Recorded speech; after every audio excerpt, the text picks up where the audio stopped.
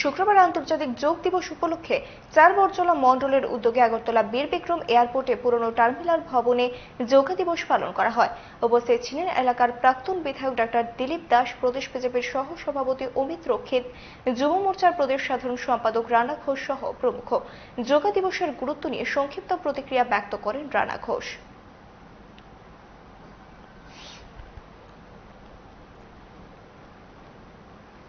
আজকে যোগা দিবস সারা বিশ্বে মোদিজির যে বার্তা, সেই বার্তাকে সামনে রেখে আজকে অনুষ্ঠিত হচ্ছে।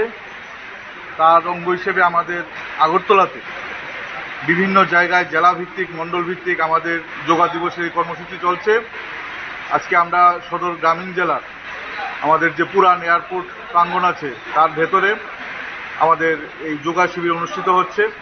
এখানে সদর গ্রামীণ জেলার বিভিন্ন পদাধিকারী, আমাদের কার্যকর্তা, মা বোনরা এবং সাধারণ মানুষ, আমরা সকলে আজকে এখানে সমবেত হয়েছি। আমরা যোগা করব সকলে একসঙ্গে।